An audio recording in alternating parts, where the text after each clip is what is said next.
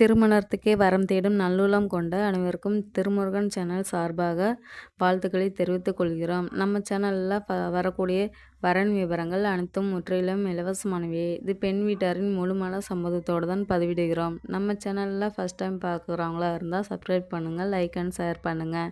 உங்களுடைய கருத்துக்கள் எதுவாக இருந்தாலும் மறக்காமல் கமெண்ட் பண்ணுங்கள். இந்த சேவை முற்றிலும் முழுக்க இலவசமானவையே. சரி வாங்க, இன்றைக்கி இருக்கக்கூடிய சில வரன் விவரங்களை பற்றி பார்க்கலாம். மணமகள் பேர் பார்த்திங்கன்னா ரம்பா, வயது 36 வயதாகுது. இவங்களோட ஜாதின்னு பார்த்திங்கன்னா இந்த சமுதாயத்தில் வன்னியர் ஒரு பிரிவு சேர்ந்தவங்கன்னு சொல்லியிருக்கிறாங்க. இவங்களுடைய ராசின்னு பார்த்திங்கன்னா மேசம் ராசி, பரணி நட்சத்திரத்தை சேர்ந்தவங்கன்னு சொல்லியிருக்கிறாங்க. இவங்களுடைய கல்வி தகுதின்னு பார்த்திங்கன்னா பிகாம் வரையும் படிச்சிருக்கதா சொல்லியிருக்கிறாங்க.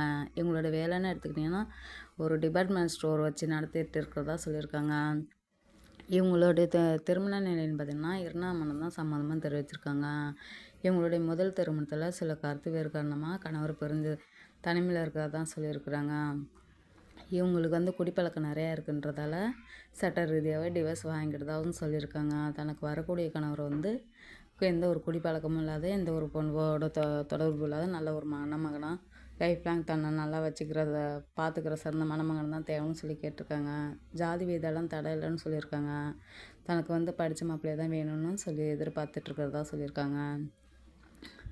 இவங்கள வீட்டோட மாப்பிள்ளையாக வந்துட்டால் போதுன்ட்டு சில எதிர்பார்ப்போடு காத்துட்ருக்கிறதா சொல்லியிருக்காங்க. இவங்களுடைய வசதின்னு பார்த்திங்கன்னா வீடு வசதி, அடுக்குமுறை கட்டலாம் இருக்கிறதா சொல்லியிருக்காங்க.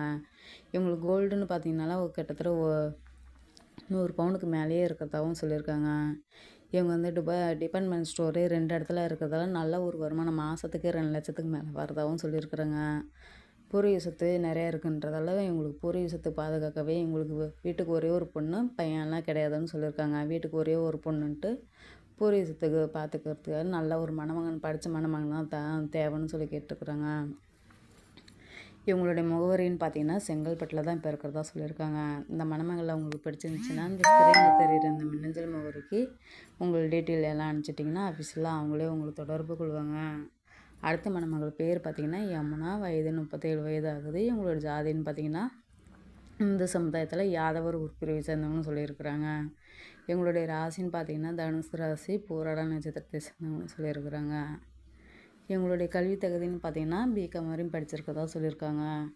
இவங்களோட வேலைன்னு எடுத்துக்கிட்டிங்கன்னா பியூட்டிஷன் கோர்ஸ் முடிச்சுட்டு சொந்தமாக கடை போட்டு இப்போ ஸ்டூடெண்ட்க்கும் சொல்லி கொடுத்துட்டு அப்படியே மெயின்டைன் பண்ணிகிட்ருக்கிறதா சொல்லியிருக்காங்க. இவங்களுடைய திருமண நிலைன்னு பார்த்திங்கன்னா 2ஆம் மனம் தான் சம்மந்தமாக தெரிவிச்சிருக்காங்க.